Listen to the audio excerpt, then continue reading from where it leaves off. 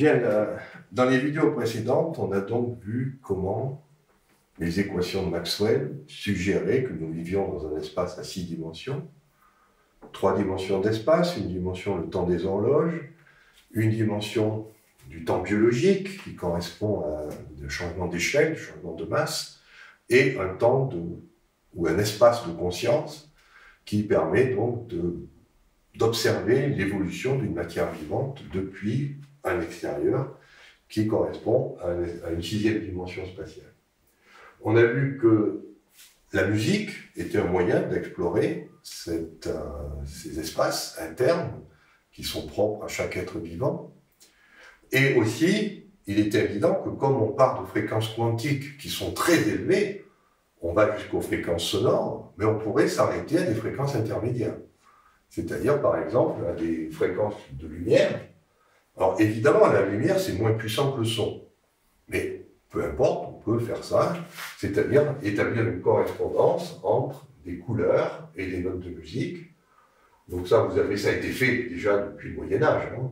C'est-à-dire qu'on peut associer, par exemple, au cycle des quintes, quand on a des rapports de fréquences, eh bien, si on travaille dans la gamme du visible, on va avoir transformé les notes de musique en couleurs.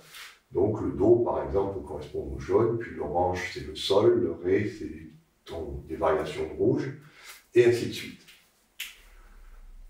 Comme on le voit ici, c'est un peu ambigu, hein. C'est-à-dire qu'il n'y a pas d'accord, en fait. Autant avec les protéodies, c'est simple. Là, on a ce qu'on appelle des chromatodies, c'est-à-dire qu'on transforme les protéines en couleurs. Donc on pourrait transformer une protéine en tableau de peinture, par exemple, faire des tableaux avec ça. Mais comme vous le voyez, il va falloir un petit peu choisir. C'est pas très cohérent, par exemple. Si on prend la note Do, chez Newton, c'était du rouge. Ici, c'était considéré comme étant du bleu, du marron, du rouge, du jaune, du vert. Il n'y a pas beaucoup de cohérence, quoi. Donc il va falloir, si vous amusez à faire des chromatodies, il va falloir que vous trouviez une méthode rationnelle. Sur le papier, c'est possible. Dans la pratique, ça peut être un petit peu compliqué. Ce qui est sûr, par contre, c'est que si vous travaillez avec le son, c'est beaucoup plus simple. Parce que là, le son, vous avez directement une fréquence sonore, et la musique est connue depuis l'Antiquité. Donc, on connaît ces rapports de quinte, de quarte, d'octave, de tierce majeure, de tierce mineure.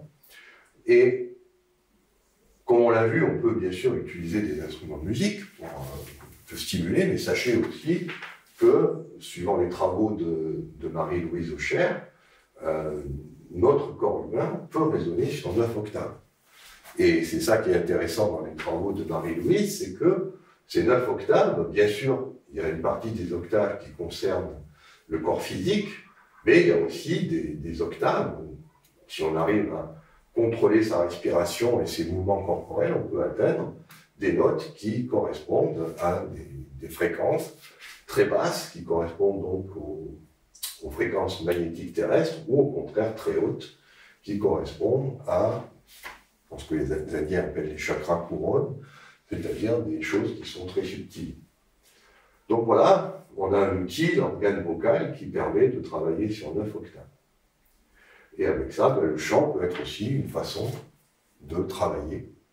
Donc c'est pour ça qu'on parle de musique des plantes, de chant des plantes, parce que ça peut évoquer en nous des réactions sur 9 octaves. L'autre chose qui est intéressant avec ce concept d'échelle, c'est qu'on travaille avec des ondes sonores, bien sûr, mais comme on est des matériaux piézoélectriques, puisque les acides aminés sont en général que d'une seule chiralité, on n'a que la forme, par exemple, gauche, la forme droite est rarement observée dans les êtres vivants, ça veut dire qu'on est piézoélectrique, c'est-à-dire que si je reçois une onde sonore, dans mon corps, elle va être convertie en onde électromagnétique. Donc on va avoir cet effet que le son va se traduire en des différences d'électricité. Ces différences d'électricité, on le sait, sont capables de générer aussi des interférences quantiques, ce qu'on appelle l'effet Aharonov-Bohm. Et donc, on va aussi, par des ondes électromagnétiques, on peut changer les phases des ondes de matière qui nous constituent. Et en changeant les phases des ondes de matière, les ondes d'échelle sont des ondes de matière qui se propagent dans la masse et non pas dans l'espace ou le temps.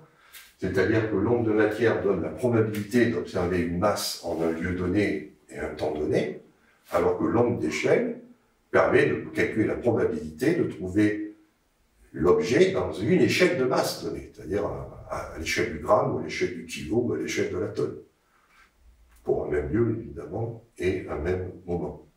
Donc on a une onde d'échelle, c'est une onde de matière qui rajoute la dimension, la possibilité de synchroniser sa masse à différents temps de l'évolution biologique. Et puis, ces ondes d'échelle, évidemment, permettent de modifier la conscience, c'est-à-dire, quand on reçoit ces ondes d'échelle, ça peut nous obliger à changer notre point de vue dans l'espace V6 de la conscience. Donc là, on a un outil qui est très performant, puisqu'on part des ondes de plus basse fréquence et qu'on va aller de plus en plus haut en fréquence, et on voit qu'on peut parcourir toute la gamme des ondes, depuis les ondes sonores, matérielles, jusqu'aux ondes électromagnétiques et jusqu'aux ondes d'échelle. Les ondes d'échelle ont cet avantage, c'est qu'elles nous permettent de combler un trou dans la physique, qui est qu'est-ce qui se passe quand c'est un observateur, non pas X, mais quand c'est monsieur qui fait l'expérience, monsieur par exemple Dupont, et bien monsieur Dupont qui fait une expérience scientifique ne trouvera pas le même résultat que monsieur Durand, parce que monsieur Dupont et monsieur Durand, s'ils agissent sur le même espace-temps, n'agissent pas de la même manière dans la dimension d'échelle. Et c'est comme ça qu'on pourra expliquer quelque chose qu'on est en train de tester, c'est que suivant la physique, le diapason que vous choisissez pour faire les notes de musique, normalement n'intervient pas, puisqu'on est sensible qu'à des rapports de fréquence, et pourtant, quand on fait écouter une musique en 440 Hz de diapason, et le même instrument accordé en 429,6, qui est la fréquence de l'eau, on voit bien que les gens réagissent au diapason. Donc ça, c'est parce qu'on est dans la 5e dimension d'échelle, alors que l'instrument de musique, lui, il est dans l'espace-temps à 4 dimensions. Et donc, ça introduit à toute cette physique des êtres vivants, qui va au-delà simplement de l'invariance par changement d'observateur. Je vous ai défini la science comme étant la reproductibilité, mais bien sûr par répétition dans le temps, mais aussi par changement d'observateur. Là, on a, avec les ondes d'échelle, on a une physique qui est ancrée, bien sûr, dans la physique quantique, la relativité, mais qui nous permet de poser le problème de ce qui se passe quand on change l'observateur. Et que le fait de changer l'observateur change la réalité, comme nous l'apprend la physique quantique. Donc on comprend que ces ondes d'échelle sont importantes parce qu'elles comblent un vide. Si on ne les met pas, on a un problème avec, justement, le changement d'observateur. Grâce aux ondes d'échelle, on peut continuer à faire de la science, tout en ayant des phénomènes qui ne sont plus reproductibles. Autrement dit, on mélange art et science, et ça, je trouve que c'est probablement ce qu'il y a de plus beau avec les ondes d'échelle, qu'on puisse, comme ça, ensuite, pouvoir aborder la nature, soit par un côté artistique, soit par un côté scientifique, et que les deux vont pouvoir se marier grâce au concept d'onde d'échelle.